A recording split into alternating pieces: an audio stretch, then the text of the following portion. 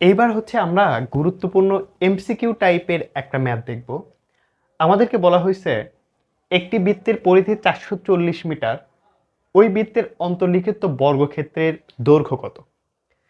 প্রথমত হচ্ছে আমাদের একটা বৃত্ত প্রয়োজন। তো বৃত্তটা একটু আমরা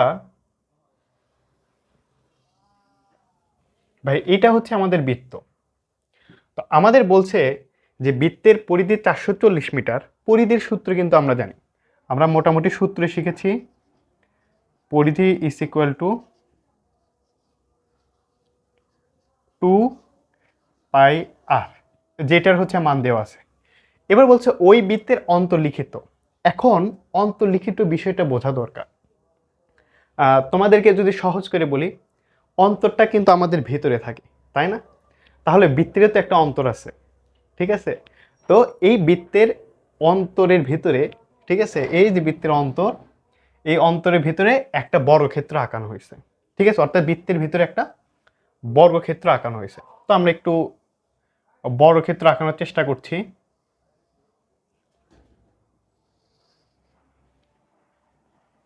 সাপোজ এইটা হচ্ছে আমাদের সেই কাঙ্ক্ষিত বর্গক্ষেত্র।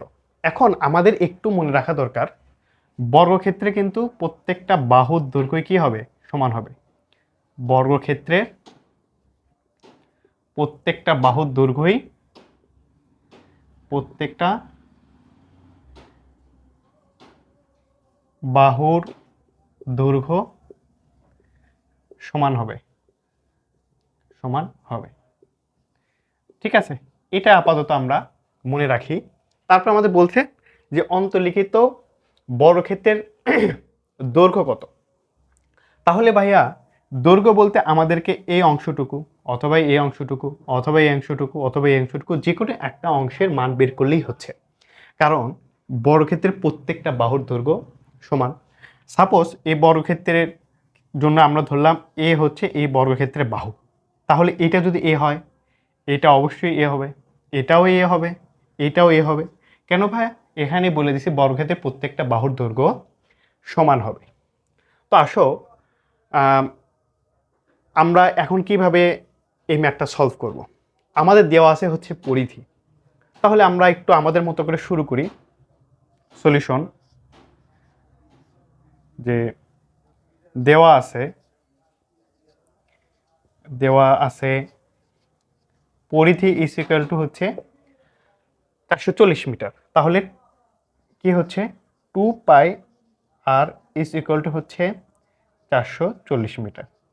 একটা সহজ জিনিস মনে রাখো, যে বৃত্তের ক্ষেত্রে যখন আমরা কোনো ম্যাথ সলভ করব, তখন অবশ্যই তার আমরা ব্যাসার্ধটা বের করে নেব। যখন আমরা ব্যাসার্ধটা বের করে নিব, পরবর্তী ম্যাথগুলো করা আমাদের জন্য অনেক বেশি সহজ হবে। তো আমরা এখান থেকে কিন্তু আমরা খুব সহজেই ব্যাসার্ধটা বের করে নিতে পারবো। সেটা হচ্ছে দেখো 2π তো কনস্ট্যান্ট, শুধু এখানে আর আছে, তো আরটাকে হচ্ছে আমরা বের করে লিখি যে 440 ডিভাইডেড বাই 2π, এইটা হচ্ছে আমাদের ব্যাসার্ধ। এরপর কি করব? এরপর আসলে কারণ কি দরকার হচ্ছে আমাদের এখানে আমি আর বের করছি, তাহলে এখান থেকে যদি শুরু করি, এইটা হচ্ছে একটা আর, তাই না? কেন্দ্র থেকে শুরু করে এতদূর পর্যন্ত হচ্ছে কি আমার একটা ব্যাসার্ধ। আবার তুমি যদি এখান থেকে চিন্তা করো এখানে পর্যন্ত, এইটাও কিন্তু একটা আর, তাই না? এখানেও একটা আর, এইটাও একটা আর, কারণ এখান থেকে এইটুকু দূরত্ব ব্যাসার্ধ, এইটুকু দূরত্ব ব্যাসার্ধ। তাহলে এটার মানও যদি আর হয়, এটার মানও যদি আর হয়, তাহলে পুরোটুকু মিলে কি আমি 2r লিখতে পারবো ভাইয়া? অবশ্যই আমরা 2rটা লিখতে পারবো। হ্যাঁ, তাহলে এখন আমি কি মনে হচ্ছে এইটা একটা কি পিথাগোরাসের সূত্র না? হ্যাঁ ভাই, এটা তো একটা পিথাগোরাসের সূত্র। তো দেখো, একই সাথে এইটা মনে করো যে ব্যাসার্ধ রিলেটেড যে আমরা টার্মটা ইউজ করলাম সেটা 2r, এটা কিন্তু একটা বর্গক্ষেত্রে কি হচ্ছে কর্ণ। তাহলে বর্গক্ষেত্রের কর্ণ আমরা কিভাবে বের করি? তোমরা যদিও জানো যে বর্গক্ষেত্রের কর্ণ ইজ ইকুয়াল টু হচ্ছে √2a, এটা তাও তোমাদের একটু দেখানোর চেষ্টা করতেছি। দেখো, তুমি যদি এই পার্টটুকু নিয়ে একটু চিন্তা ভাবনা করো, তাহলে দেখবা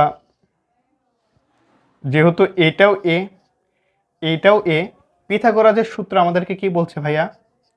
যে লম্ব স্কোয়ার ইজ ইকুয়াল টু ভূমি স্কোয়ার ইজ ইকুয়াল টু কী হবে?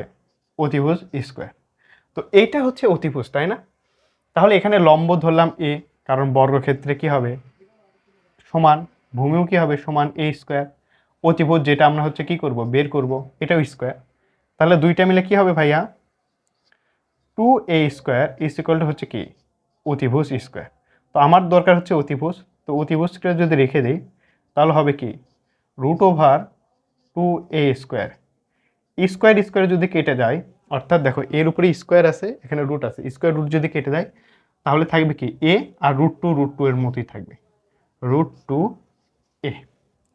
আশা করি তোমরা বুঝতে পারছো।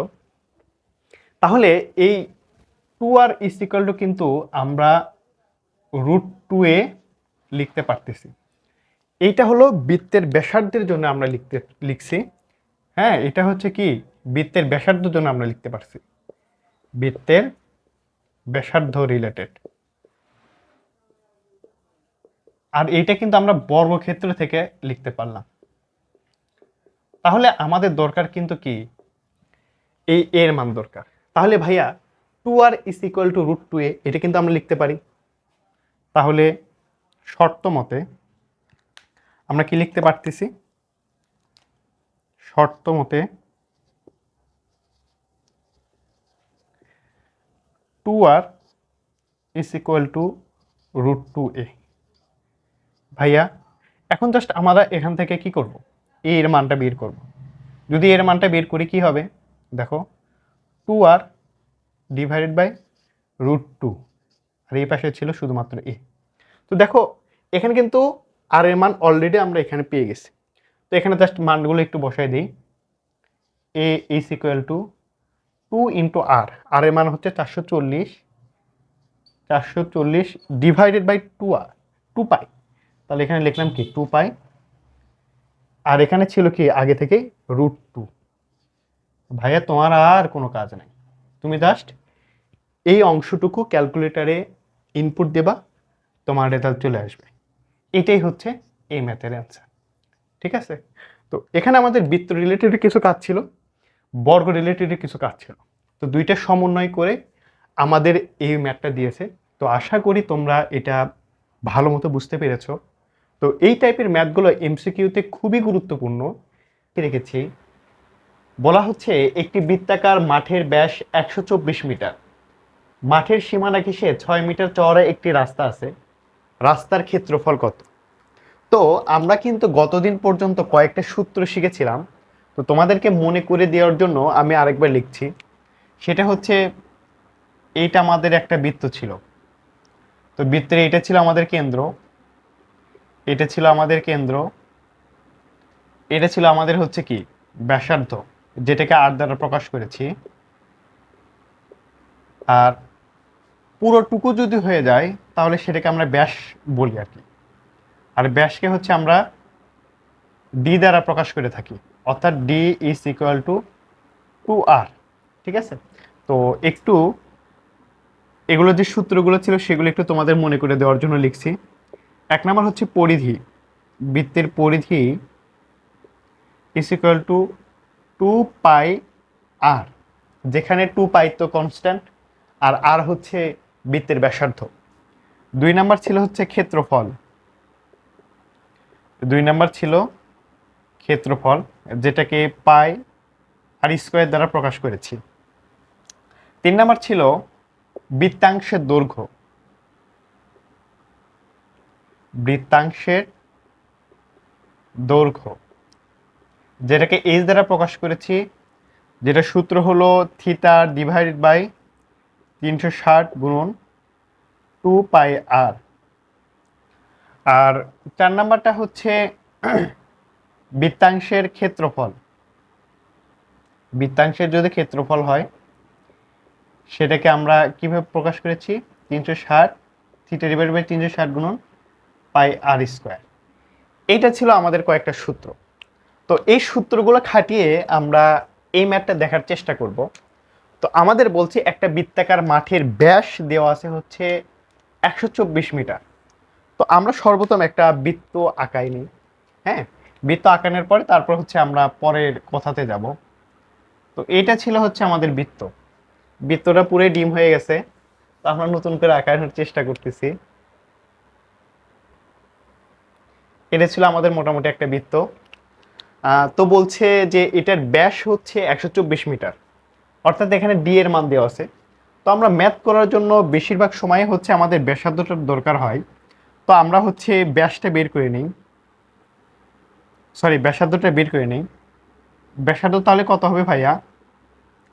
আর ইস ইকুয়াল টু ব্যাস, ব্যাসের অর্ধেক হবে ব্যাসার্ধ, 124/2 ইস ইকুয়াল টু 62। ঠিক আছে, তাহলে আমাদের ব্যাসার্ধ হচ্ছে 62। এবার বলছে হচ্ছে মাঠের সীমানা ঘেঁষে 6 মিটার চওড়া, 6 মিটার চওড়া একটি রাস্তা আছে। তাহলে 6 মিটার হলে মোটামুটি তো এতটুকু একটা দূরত্ব ধরলাম যে এই 6 মিটার দূরত্ব ঘেঁষে আমাদের একটা রাস্তা আছে। তাহলে এখানে যদি 6 মিটার দূরত্ব থাকে, এখানে কি 3 মিটার দূরত্ব থাকবে ভাই? না, এখানেও 6 মিটার থাকবে। এখানে যদি 6 থাকে তাহলে এখানে কত আসবে? 6। সেম এখানেও কত মিটার থাকবে? 6 মিটার। ঠিক আছে, অর্থাৎ বৃত্তের চতুর্দিকে 6 মিটার চওড়া একটা কি থাকবে? রাস্তা থাকবে। তো এটাই হচ্ছে আমাদের প্রশ্নে বলছে। তো আমরা একটু রাস্তা আঁকানোর চেষ্টা করতেছি। পৃথিবীর বাজে বৃত্ত হচ্ছে মনে হয়, যাই হোক বোঝা গেলেই হয়েছে। তো তাহলে এটা ছিল আমাদের মেইনলি হচ্ছে রাস্তা, 6 মিটার করে রাস্তা। তো তাহলে ভাইয়া আমাদের এবার প্রশ্নে কি বলছে যে রাস্তার ক্ষেত্রফল কত? তাহলে রাস্তার ক্ষেত্রফল কত হবে, অর্থাৎ এই যে এরিয়াটুকু আছে এই এরিয়াটুকু আমাদেরকে জানতে চাচ্ছে। তো ভাইয়া এখানে যদি তুমি একটু খেয়াল করো যে এইটুকু মিলে কিন্তু একটা বৃত্ত হয়েছে। ঠিক আছে, অর্থাৎ 62 মিটার নিয়ে একটা বৃত্ত অঙ্কন করছি। আবার তুমি যদি 6 মিটার একটু বাড়াই দিছি, অর্থাৎ রাস্তা সহ যেটা আছে সেটা নিয়েও কিন্তু একটা কি হয়? বৃত্ত হচ্ছে। অর্থাৎ তোমাকে যদি একটু চিন্তা করাই, সেটা হচ্ছে দেখো তো ভাইয়া, এই যে অংশটুকু এইটা হচ্ছে আমার 62, তাই না? কিন্তু এখানে আরো 6 চলে গেছে নিচের দিকে, এই যে 6। তাহলে কি হবে ভাইয়া? দেখো এতটুকু মিলে আরো একটা বৃত্তের ব্যাসার্ধ হচ্ছে। তাহলে এখানে হবে হলো 8, অর্থাৎ 70 মিটার আমাদের এইবার ব্যাসার্ধ। আর এই ব্যাসার্ধ মিলে আমরা কিন্তু একটা কি পাবো? বড় বৃত্তের ক্ষেত্রফল পাবো, তাই না? তাহলে বড় বৃত্ত এটা, হ্যাঁ বড় বৃত্ত হচ্ছে এইটা। তো বড় বৃত্ত থেকে যদি এই যে ছোট একটা বৃত্ত আছে এই বৃত্তটাকে যদি আমরা বাদ দিতে পারি, তাহলেই তো আমরা এই রাস্তার ক্ষেত্রফলটা পাচ্ছি, তাই না? তাহলে বড় বৃত্তটাকে হচ্ছে আমরা বড় আর হিসাবে প্রকাশ করলাম, যেটার ব্যাসার্ধ হচ্ছে 70 মিটার। আর ছোটটাকে হচ্ছে ছোট আর দ্বারা প্রকাশ করলাম, যেটা হচ্ছে 62 মিটার। তাহলে আমাদের সেই কনসেপ্ট অনুযায়ী বড় বৃত্তের ক্ষেত্রফল কত?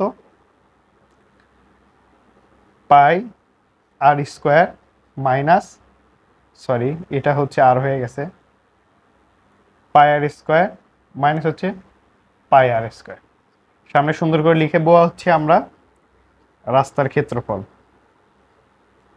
রাস্তার ক্ষেত্রফল। তাহলে এখানে জাস্ট মানগুলো বসাবা। তুমি চাইলে এখানে পাই কমন নিতে পারো। আর এর মান হচ্ছে একটা 70 উপর স্কোয়ার আর একটা হচ্ছে 62 উপর স্কোয়ার। জাস্ট ভাইয়া এখন ক্যালকুলেশন করবা, এটাই হচ্ছে তোমার অ্যান্সার। আশা করি তোমরা বুঝতে পারছো।